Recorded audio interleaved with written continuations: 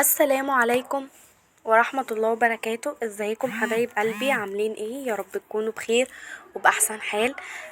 قبل ما نبدأ الفيديو نسمي الله ونصلي على الرسول. اللهم صلي وسلم وبارك على سيدنا محمد وعلى آله وأصحابه أجمعين. ازيكم عاملين ايه؟ يا رب تكونوا بخير، يا رب دايما وفي صحة وكل حاجة حلوة يا رب العالمين. يا رب يشفي كل مريض ويرحم موتنا أموات المسلمين رب العالمين، ويرحم والدي واخويا يا رب العالمين ويسكنهم في جناته.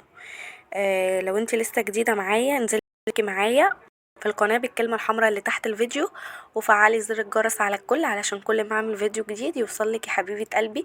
بحب اشكر كل حبايبي اللي لسه داخلين لي جداد واللي معايا، يا رب كده يديمكم في حياتي نعمة، ويا رب ان انا اكون بقدر افيدكم ولو بحاجة بسيطة واساعدكم ان انتوا تقدروا تقوموا تشوفوا دنيتكم وتشوفوا الشغل بتاع بيتكم وكده. عايزه اقول لكم بقى ايه، يا رب كده ايه كل حد يكتب لي تعليق حلو يجعله في ميزان حسناته، وكل حد دخل اشترك لي برضو يجعله في ميزان حسناته. صباح الخير، صباح الرضا، صباح التفاؤل، صباح كل حاجه حلوه. قلت طبعا ابدا معاكم الفيديو زي ما انتوا عارفين. قلت ايه، كنت فطرت وقلت اعمل كوبايه نسكافيه كده اوريكم انا بعملها ازاي. سهله قوي على فكره يا بنات، ده مضرب عادي خالص وبعمل بيه الرغوه وبعمل بيه يعني بعمل بيه الرغوه زي ما انتوا شايفين. بتاعه النسكافيه بتبقى حلوه قوي قوي وحاجه بسيطه وفي البيت، مش لازم ان انا اروح اشتري بقى مضرب عامل مثلا 150 ولا اي حاجه. سهل والله يا بنات، اعمليه بالطريقه دي. يعني هتحطي السكر وتحطي النسكافيه اللي هو النسكافيه اللي هو البلاك ده، وتحطي معلقه بس ميه كده، حاجه بسيطه ميه، وتروحي عاملاها كده تعمل معاكي رغوه حلوه قوي قوي قوي. وتقعدي كده وتروقي دماغك وتظبطي دنيتك علشان خاطر تعرفي تعملي شغل بيتك. لو انت وراكي حاجه وانت بتسمعيني كده، ما تقعديش تسمعيني بقى وانت وراكي الدنيا مكركبه، لا قومي شوفي انت وراكي ايه واعمليه. ما تخليش حد يعدل على بيتك، خلي طبعا بيتك على طول نضيف. ونظمي وقتك، نظمي حياتك. مش كل حاجة لشغل البيت أكيد. يعني أنا واحدة من الناس منظمة نفسي، إن أنا مثلا من أول ما بصحى صحيت 11 12 يعني واحدة على قد، يعني زي ما بكون نايمة متأخر نايمة بدري، بحاول إن أنا تيجي الساعة 6 دي بكون مخلصة كل حاجة في البيت، مخلصة الغدا، مخلصة البيت منضفاه. كل الأوض، أي أوضة بعملها بقى إيه بركنها على جنب. ندخل في الفيديو واكمل لكم ايه بقيه الكلام اللي انا بقوله. النهارده طبعا نزلت السوق، جبت الطماطم دي، كانت عامله يا بنات 80 جنيه. الصراحه انا ما نزلت قبل كده فلقيتها غاليه قوي، كانت عامله 110. القفص كان عامل 110، فالصراحه ما اشتريتش. فجوزي لما جيت قلت له كده، الله يبارك له، قال لي ايه خلاص ايه انا هكلم لك حد وهو هيجيبها لك. فكان جايبها لي عامله 80 جنيه. حلوه قوي قوي قوي قوي قوي يا بنات، وما شاء الله اللهم بارك. كانت زي ما انتوا شايفين ما فيهاش اي حاجه، ما فيهاش اي حاجه وحشه. انا هنا طبعا ابتديت ان انا اجيب الطماطم اللي هي الطبق الابيض ده، الطماطم مثلا الطريه اللي مثلا فيها حاجه كده هشيلها، اللي هي الحته السودا دي. قلت ايه احط ده لوحده واحط ايه الناشف لوحده. هحط الناشف في الطبق الاحمر ده وهسيبه يومين يحمر زياده. يعني انتوا شايفينها هي حمرا ازاي، انا هسيبها تحمر زياده، مش هحطها في التلاجة، هتبقى بره كده يا بنات لان هي ناشفه قوي منها ان هي تطرى، لان انا اصلا هفرز الطماطم دي. يعني حبايه زي كده تحمر معايا اكتر، وتسيبيها بره التلاجة بتحمر بقى، وهي اصلا ما شاء الله ما شاء الله كانت مسكره. وهنا بنتي بقى كارما كانت بتساعدني، يعني بعلمها ان هي يعني اعلمها تبقى معايا تساعدني كده، ما يعني بدخلها في كل حاجه. يعني حاجه بسيطه زي كده بقول لها تيجي تقف معايا عشان خاطر اكون معلماها من وهي صغيره ان هي ما تسيبني، اما اكون بعمل حاجه ما تسيبنيش وكده، يعني تتعاون معايا وكده. فعايزه اقول لكم يا بنات، اي حاجه لو انت لسه ما فرستيش، انزلي. الخضار حلو قوي قوي قوي في السوق، ما شاء الله يعني. كل حاجة في السوق جميلة. الخضار اليومين دول واحنا داخلين على شهر رمضان، فحاولي ان انتي مثلا اي نوع كده خضار تنزلي السوق، يعني كل اسبوع مثلا وانتي بتجيبي الخضار، لان احنا متعودين مع بعض ان احنا بنجيب الخضار بالاسبوع. فحاولي كل اسبوع وانتي بتجيبي الخضار هاتي نوع واحد وفرزيه، هيفرق معاكي كتير جدا. وما شاء الله ما شاء الله الحاجات حلوة قوي في السوق، يعني الحاجات حلوة والخضار حلو وسعره كويس. اللي تلاقي بقى يعني كل اسبوع تنزلي هتلاقي مثلا حاجة سعرها حلو، وفي مقدرتك ان انت تشتريها، يعني في مقدرتك ان انت تجيبيها هاتيها.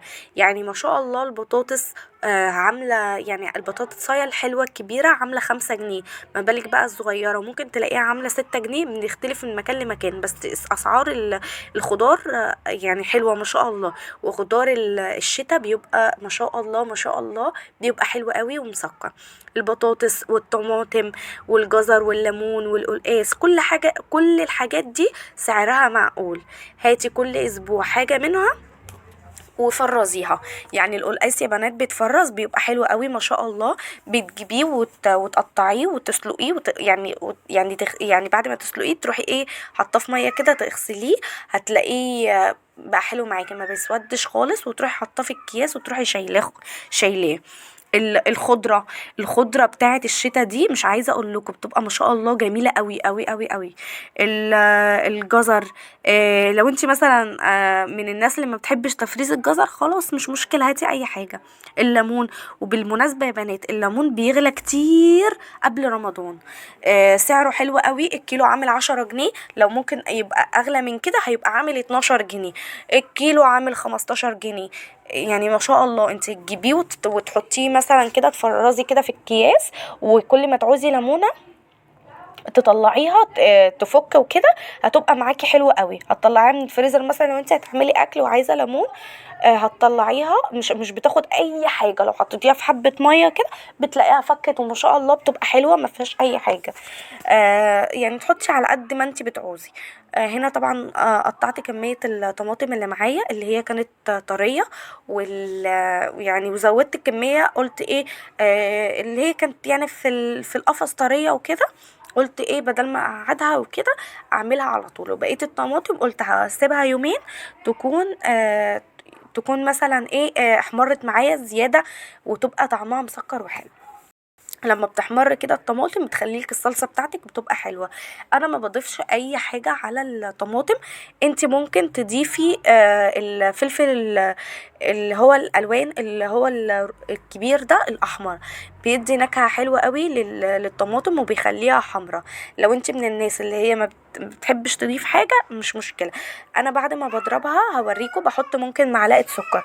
لو انا مش هحط معلقه سكر، يعني ايه اللي هو بيعادل الحموضة بتاعة الطماطم، ممكن تحطيها. ولو انتي مش حابة ما تحطيهاش. بالطريقة دي بطلع الكيس يا دوبك على قد يعني بطلع الكيس جاهز على طول. يعني لو هعمل محشي ما بياخدش معايا خالص وقت ان هو يتسبك، وبيبقى طعمه حلو قوي. هنا بقى كنت خلاص بقى ايه قلت ايه ووريتها لكم بقطعها كده علشان خاطر لو في اي حاجه في الطماطمايه من جوه تشوفيها. يعني ممكن تغسليها وتحطيها، بس كده بيبقى افضل. الطريقه دي بتبقى افضل. هنا بقى كانت خلاص غلت، وكده كنت خلاص يعني ضربتها وكده في الخلاط او الهاند بلندر، اي حاجه انت عندك بتضربي بيها. وزي ما انتوا شايفين القوام بتاعها كان حلو قوي. حطيتها طبعا في نفس الحله اللي اتسلقت بيها علشان خاطر ما كترش مواعين خاطر ما كترش مواعين عليا ويبقى سهل معايا التفريز. تاخد يعني بعد ما تضربيها تصفيها كويس قوي من القشر بتاعها وكده والبذر اللي بيكون فيها. وبعد كده تبتدي ان انت ترفعيها على النار، تاخد غلوتين تاني، وتبتدي ان انت تكيسيها. طبعا تحطيها في الفريزر وكده. كل واحد بيعمل، يعني انا باخد يعني بحط مقداري اللي انا بعمل. مثلا لو هعمل مكرونه بصلصه، هعمل طبخه، هعمل مش عارفه ايه، بحاول ان انا اخلي مثلا كيس، لان احنا طبعا 4 افراد، فبحاول اخلي مثلا كيس الطبخه معقول ان انا ما اطلع الكيس على طول على الطبيخ، ولا اسيبه يفك اخد حته واسيب الباقي، لا. نظمي دنيتك، ونظمي مثلا اكياس الطماطم بتاعة الصلصة، يعني بتاعة المحشي بتبقى زيادة. بخلي اكياس كبيرة واكياس صغيرة واكياس وسط. كده يعني نظمي دنيتك ونظمي حاجتك، وما تهدريش من حاجتك خالص. ما ينفعش ان احنا نهدر من اي حاجة في البيت، ما ينفعش ان احنا نرمي اي حاجة في البيت. كل حاجة لازم أن تبقي عارفة. مثلا الرز تعمليه بالظبط على قدكم، تبقي عارفة ان انتي مقدارك ده قد ايه. انا مثلا واحدة من الناس بعمل عاملة معيار للرز عندي، اللي هو بعمل بيه الرز، ولا بزود ولا بقلل، عشان ما ينفعش نرمي حاجة خالص يا بنات. لان انتوا عارفين الدنيا غالية، وده مش بخل خالص خالص. لا، انت لما تلتزمي بمصروفك، وتلتزمي بدنيتك، وتحافظي على حاجتك، ده مش اسمه بخل خالص. لو انت لسه ما عملتليش لايك، انزلي اعملي لي لايك واشتركي بالكلمة الحمراء اللي تحت الفيديو. ويا رب كده اكون فدتكم ولو بحاجة بسيطة. بحبكم كتير كتير كتير قوي.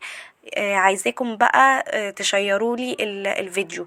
ما تنسونيش في اللايك وشير وتشيروا لي الفيديوهات بتاعتي. يا حبايبي، ربنا يا رب يجعله في ميزان حسناتكم. يا رب كده يجعله في ميزان حسناتكم. طبعا يعني انا مستنياكم كده، وبحب اشكر كل الناس اللي معايا جديد. ويا رب اكون بفيدكم ولو بحاجه بسيطه. وانت لو لسه وراكي حاجه او لسه ما جبتيش حاجتك، انزلي اشتري بقى الحاجه وفرزيها. الخضره حلوه قوي يا بنات اليومين دول. هاتوها واغسلوها كويس واسيبوها تنشف كده، وبعد كده تقطعوها وتفرزوها في التلاجة اكياس. بتبقى حلوه قوي لو انت هتعملي محشي، لو انت هتعملي اي حاجه بتبقى معاكي. اتمنى اتمنى اتمنى ان انت ما تكونيش خرجتي من الفيديو غير وانت مستفاده، وان انت تعملي لي لايك، وانت تشتركي بالكلمه الحمراء اللي تحت الفيديو، وتشيروا لي القناه.